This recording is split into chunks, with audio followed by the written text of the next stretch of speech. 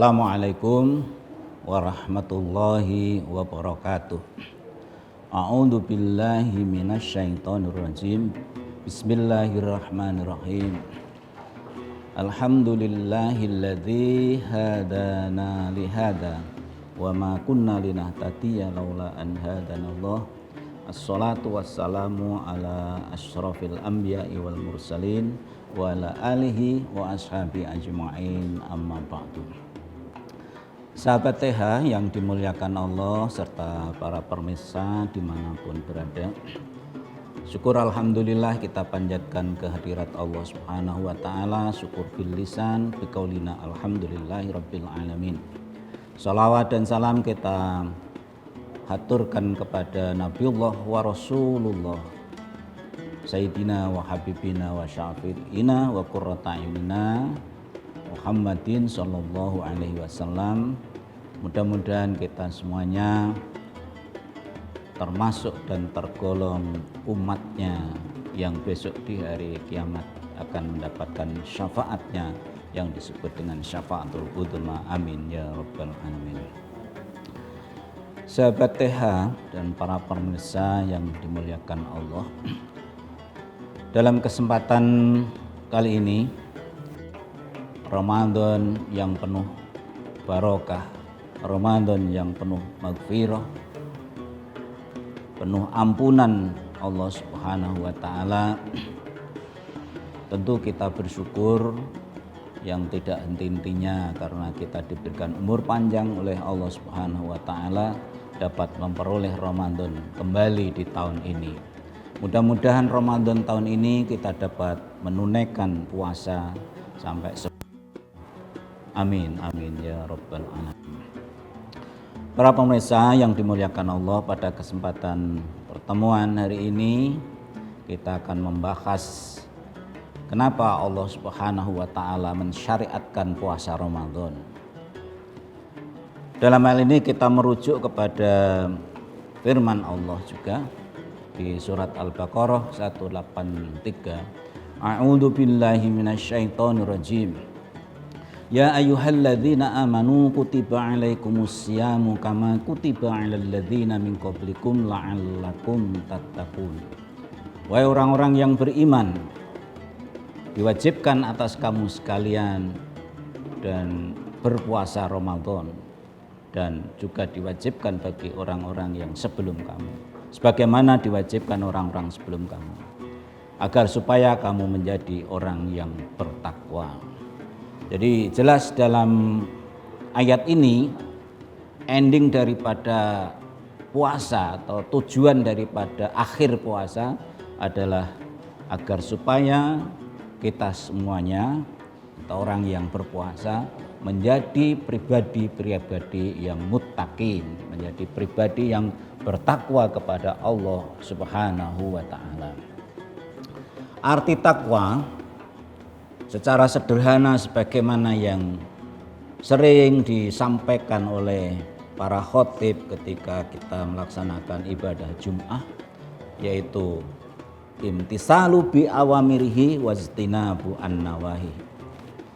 Yang dikatakan takwa adalah mau menjalankan segala perintah Allah, seluruh perintah Allah, dan berupaya semaksimal mungkin untuk menjauhi segala larangan Allah. Ini luar biasa. Di perintah Allah seluruhnya kita lakukan, sedangkan larangan Allah seluruhnya kita jauhi. Padahal kita tahu yang namanya apa saja yang diperintah Allah itu mulai dari kita bangun tidur sampai tidur kembali, di situ ada perintah Allah dan di situ ada sesuatu yang dilarang oleh Allah subhanahu wa ta'ala. Para pemirsa yang dimuliakan oleh Allah subhanahu wa ta'ala, adapun dalam kesempatan ini saya akan menyampaikan tujuan berpuasa adalah bertakwa. Lalu indikator atau ciri-ciri dari orang yang bertakwa itu bagaimana? Kalau pengertiannya tadi sudah saya sampaikan, adalah menjalankan segala perintah, menjauhi segala larangannya. Dengan kita sederhanakan pada pertemuan ini, saya mengambil merujuk kepada surat Ali Imran, yaitu yang dikatakan orang bertakwa kepada Allah ada beberapa ciri, paling tidak ada 3. Ini saya mengambil ayat surat Ali Imran ini, yaitu alladzina yunfikuna fis syarra'i wad-dharra wal kadzibina ghaidha wal 'afina 'anil nas. Ada 3 indikator yang pada kesempatan ini saya sampaikan. Yang pertama adalah yunfikuna fis syarra wad-dharra. Orang yang bertakwa itu adalah yang dia rela, ikhlas menginfakkan sebagian hartanya, sebagian penghasilannya ke jalan Allah, fis syarra wad-dharra, baik di dalam kelonggaran maupun di dalam kesempitan. Sahabat TH yang dimuliakan Allah, kalau orang berinfak di dalam situasi yang longgar, misalnya orang berkecukupan, kemudian kebutuhannya sudah terpenuhi, lalu dia melaksanakan infak sebagian hartanya, itu hal yang biasa, yang wajar, karena dia punya kelonggaran. Tetapi bagi orang yang kondisi sempit, dia masih membutuhkan harta itu, dia masih belum mencukupi kebutuhannya secara terpenuhi, secara maksimal, lalu dia kok mau berinfak di jalan Allah, ini hal yang luar biasa. Para sahabat TH yang dimuliakan Allah, kembali kepada ayat tersebut. Di situ ada kalimat yunfikuna fis syarra. Kata yunfikuna ini adalah dalam tata bahasa Arab menggunakan fi'il mudhari, yang artinya di situ ada kontinuitas. Artinya tidak sekedar memberikan infak sekali selesai putus, tidak. Tapi yunfikuna itu adalah secara kontinuitas. Jadi dia melaksanakan infak tidak hanya sekali 2 kali, tapi secara terus menerus. Jadi berkesinambungan. Oleh karena itu, bagaimana kita mengalokasikan penghasilan kita, kita menyisihkan penghasilan kita sedikit saja untuk berinfak di jalan Allah Subhanahu wa ta'ala.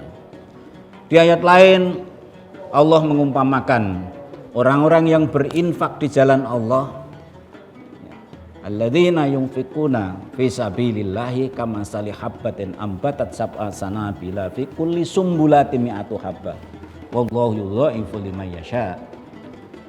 Orang-orang yang menginfakkan hartanya di jalan Allah diumpamakan seperti orang yang menanam 1 biji, kemudian tumbuh bercabang menjadi 7 tangkai.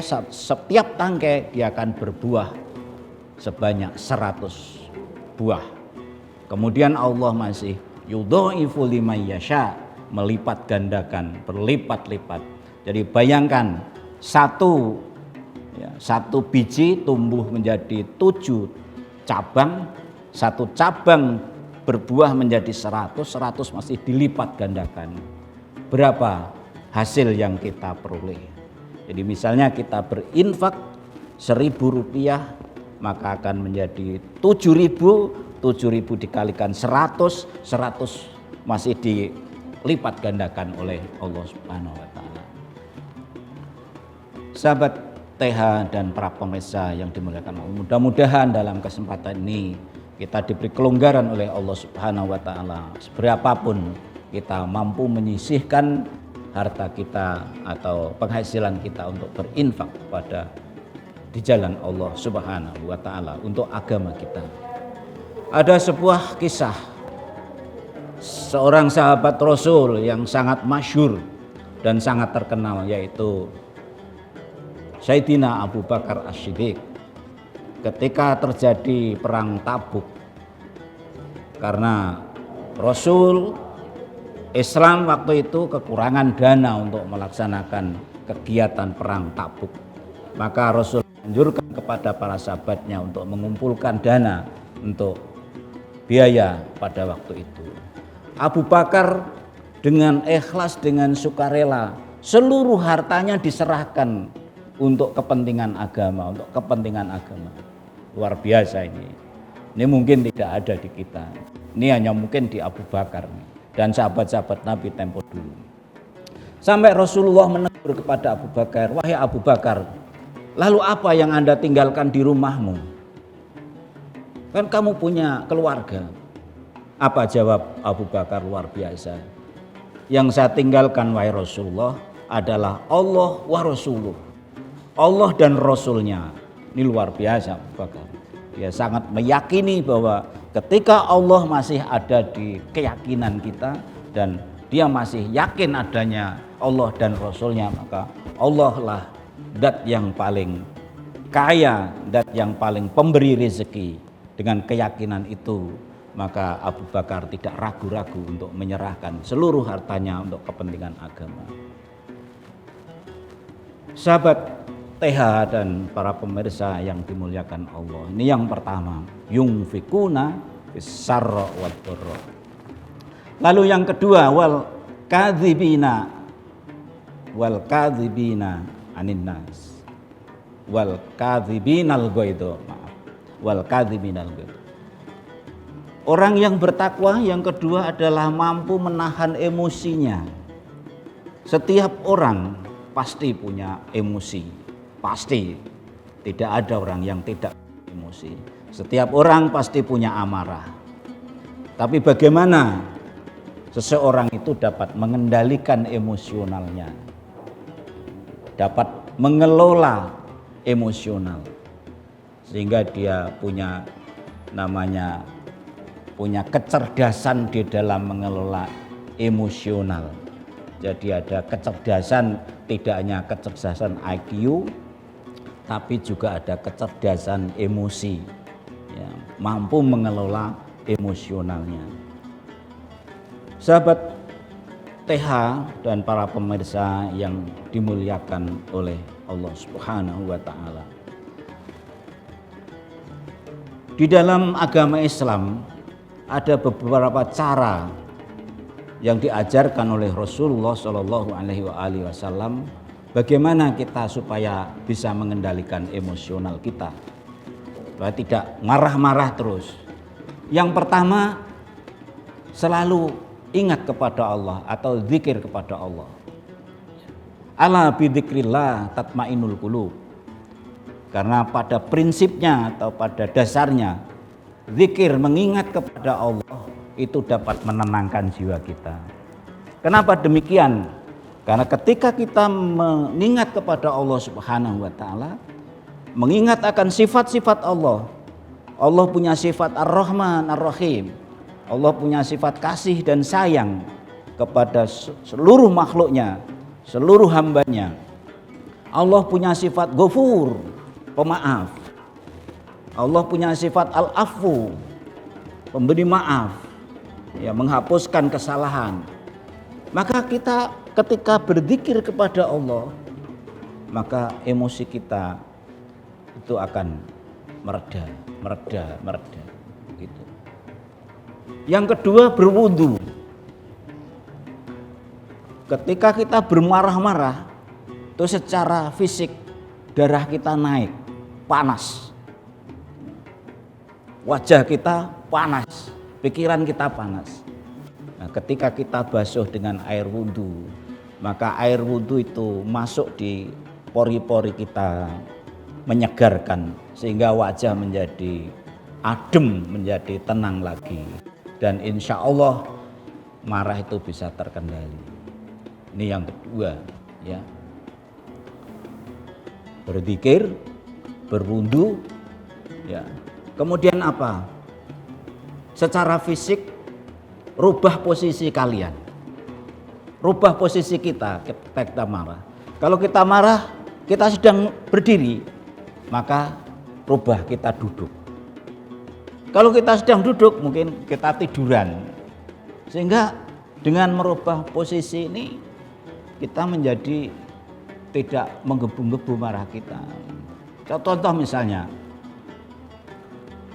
kita tadi marah dengan berdiri, lalu kita rubah ekstrim dengan tiduran. Mosok tiduran sambil marah-marah, kan kan ini secara fisik kan mungkin tidak maksimal itu kan.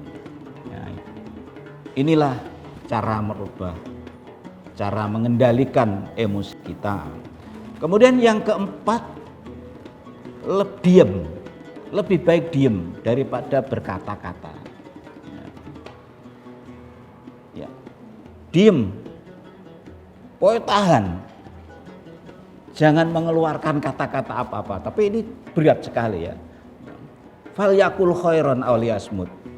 Ucapkan yang baik. Kalau tidak mampu ucapkan baik. Sedangkan orang marah itu mesti emosionalnya, kata-katanya tidak terkontrol. Maka diam kita. Aw liyasmut. Berdiam itu akan mengendalikan emosi kita. Yang terakhir tentu dengan sabar. Ya, dengan kesabaran yang tinggi maka emosi kita akan menjadi reda. Karena sabar itu kan kalau menurut para ulama ada 3, ya kan? Sabar di dalam menerima musibah, musibah biasa. Sabar ketika kita mengendalikan amarah, dan sabar ketika kita mengendalikan maksiat. Ketika kita mengetahui tentang kemaksiatan kita sabar. Ketika kita marah kita sabar. Ketika kita musibah, dan yang biasa itu sabar. Ya.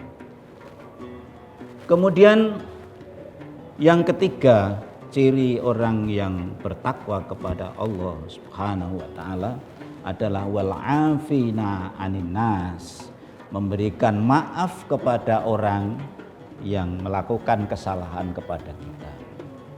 Minta maaf itu lebih mudah daripada memberi maaf. Betul ya? Jadi minta maaf kalau orang melakukan salah, maaf Mas, maaf Pak, maaf Bu, itu lebih enteng, lebih mudah. Tapi memberi maaf itu yang paling sulit, karena apalagi kalau kita sudah disakiti hati, kok mau memberi maaf kepada orang lain, itu luar biasa nilainya. Wal afina 'anin nas, ya. Rasulullah Shallallahu Alaihi Wasallam adalah sosok manusia sebagai teladan kita. Bagaimana Rasulullah Shallallahu Alaihi Wasallam memberi contoh kepada kita, memberikan maaf kepada orang-orang yang menganiaya dirinya. Satu contoh ketika Rasulullah hijrah ke Taif sampai dilempari batu sampai berdarah. Lalu datanglah Jibril yang ingin membantu. Lalu ditanya oleh Rasulullah SAW, bantuan apa Jibril yang akan kau berikan kepadaku? Rasul, ini gunung Tuf ini akan saya balik. Oh jangan Jibril, kalau itu nanti kamu balik mereka akan hancur, mereka akan mati semua. Lalu siapa nanti yang saya dakwai? Maka Rasul malah mendoakan. Dia doakan karena mereka tidak ngerti karena siapa sebenarnya saya ini. Allahumma hdi qaumi fa innahu la ya'lamun. Ya Allah, tunjukkan kaumku ini karena sesungguhnya mereka tidak tahu sebenarnya saya ini siapa. Itulah sosok Rasulullah Shallallahu Alaihi Wasallam. Sehingga Rasulullah Shallallahu Alaihi Wasallam sangat terkenal dari orang-orang yang sangat pemberi maaf kepada manusia. Mudah-mudahan kita semua ini kita ditempa oleh Allah, dilatih oleh Allah untuk melaksanakan puasa Ramadan. Dan puasa sendiri itu adalah pengendalian nafsu kita, pengendalian emosi kita. Maka mudah-mudahan ketika kita menjalankan puasa ini, kita mampu mengendalikan emosi kita. Kita mampu menjadikan orang-orang yang pemaaf kepada orang-orang yang sengaja berbuat salah kepada kita semua. Dan mudah-mudahan dengan demikian kita menjadi dekat kepada Allah Subhanahu wa taala, menjadi orang yang dimuliakan oleh Allah Subhanahu wa taala. Amin amin ya rabbal alamin. Demikian materi tentang tujuan orang yang berpuasa. Mudah-mudahan bermanfaat khususnya bagi diri saya sendiri dan pada umumnya bagi para pemirsa. Akhir kata, alhamdulillahirabbil alamin. Wassalamualaikum warahmatullahi wabarakatuh.